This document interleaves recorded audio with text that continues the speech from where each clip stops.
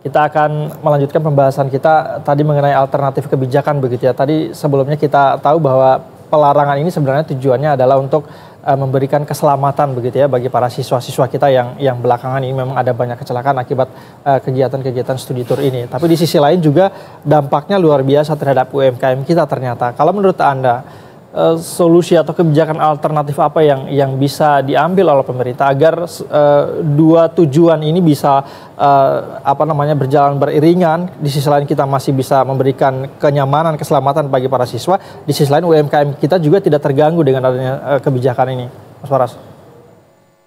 Ya, yang pertama tentu bukan melarang total karya wisata yang dilakukan oleh siswa ke berbagai destinasi pariwisata.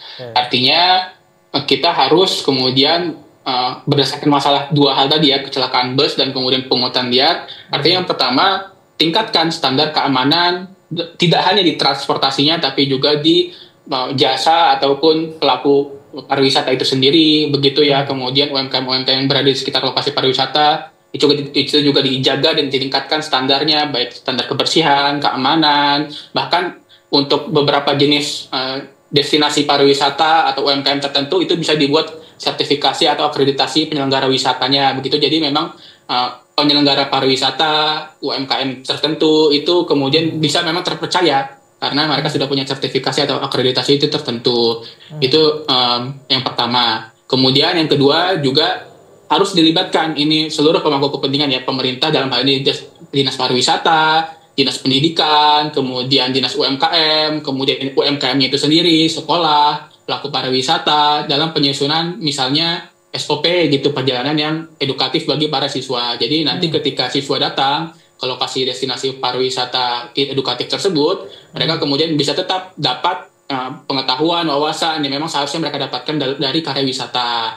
Gitu, sehingga nanti ketika berlangsung karya wisata tetap berlangsung bagus, harga juga bisa terjangkau, kemudian seluruh siswa, guru yang melakukan perjalanan itu aman, nyaman, dan juga tadi mendapatkan manfaat dari perjalanan karya wisata mereka ke berbagai destinasi pariwisata di berbagai daerah di Indonesia. Baik, jadi pelarangannya itu tidak boleh dilakukan secara total begitu ya Mas Faras. Tadi penting Anda mengatakan bahwa perlu ada semacam koordinasi begitu antara pihak sekolah dan juga pemerintah, misalnya untuk menyusun semacam SOP lah ya, agar sama-sama bisa terfasilitasi begitu, UMKM tetap jalan, kemudian studi tour juga tetap bisa dilaksanakan dengan standar keamanan mungkin yang sudah ditetapkan kedua pihak antara pemerintah dan juga sekolah begitu. Mas Faras, kalau dari sisi pemerintah ini, apakah insentif pajak atau subsidi sementara dari pemerintah daerah ini bisa jadi solusi kah untuk menekan beban UMKM terdampak akibat kebijakan ini, Mas Faras?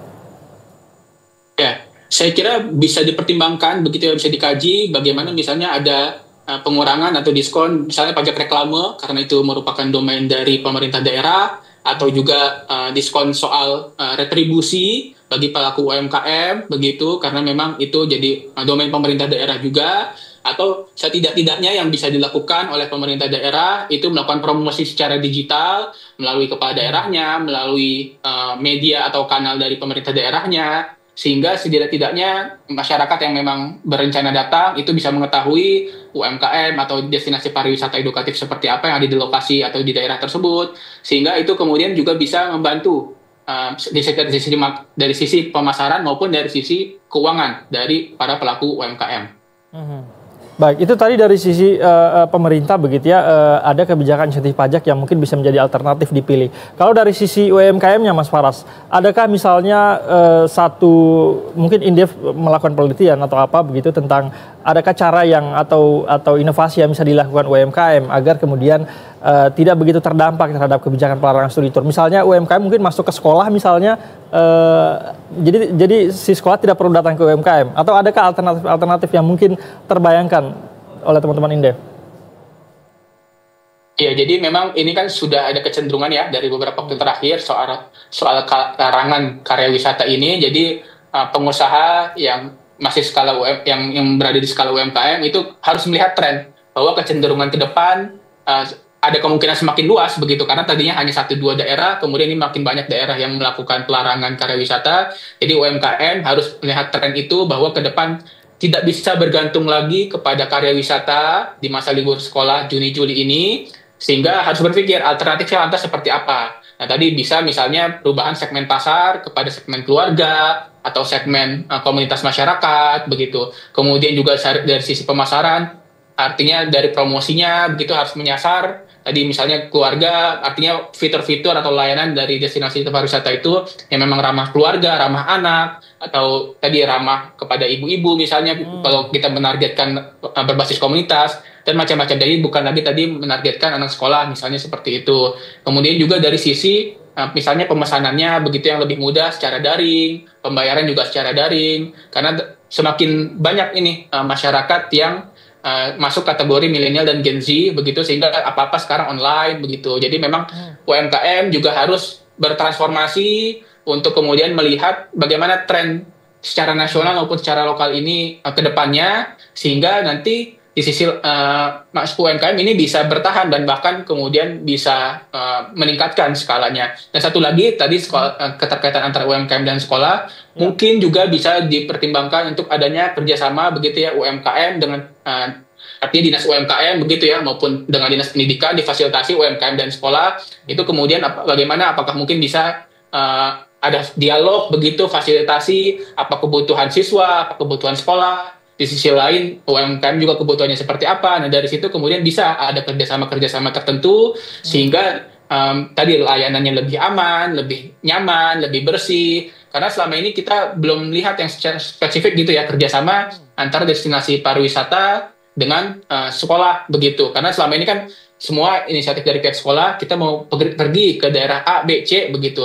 Kemudian UMKM menerima begitu saja. Padahal kalau misalnya itu ada MOU atau kerjasama spesifik begitu. Jadi nanti katakanlah dalam kurun waktu tertentu setahun sekali misalnya sekolah itu datang ke destinasi pariwisata itu. Jadi di situ sisi harga yang dipungut atau diambil dari siswa itu relatif tetap. Di sisi lain UMKM juga ada kepastian pendapatan setiap tahun begitu. Sehingga ini justru win-win bagi pihak sekolah, artinya guru, siswa, orang tua murid, maupun juga para pengusaha yang tadi levelnya UMKM. Mereka ada pasti pendapatan setiap tahun di kurun waktu tertentu karena sudah ada pasti tadi pengunjungnya begitu. Nah ini yang saya kira perlu dielaborasi ke depan lebih banyak karena selama ini saya kira belum, kalaupun ada belum terlalu banyak begitu. Baik, ada banyak alternatif seharusnya yang bisa dilakukan begitu. UMKM juga harus melakukan inovasi, bertransformasi terhadap banyak pilihan-pilihan tadi. Mas Faras, terima kasih atas pandangan-pandangan Anda. Kita berharap agar kebijakan ini bisa dievaluasi kembali begitu ya, agar tidak memberikan dampak yang terlalu signifikan terhadap pertumbuhan UMKM kita. Mas Faras, terima kasih banyak atas waktu dan kesempatannya telah berbincang bersama kami, Kepala Pusat Ekonomi Digital dan UMKM Indef. Selamat siang, Mas Faras. Selamat siang, terima kasih kembali Mas Said. Pemirsa, sentimen ketidakpastian global masih kencang di tengah kebijakan tarif Trump. Agar potensi dampaknya bisa diredam, ini saatnya Indonesia berbenah. Saksikan pembahasan dan dialog seputar bagaimana Indonesia berbenah di program-program Berita Satu dan perbincangan tadi sekaligus mengakhiri Investor Daily Talk hari ini. Saya Said Masur, atas nama seluruh program bertugas mengucapkan terima kasih atas kebersamaan Anda. Investor Daily, inspirasi investasi, bersatu menginspirasi.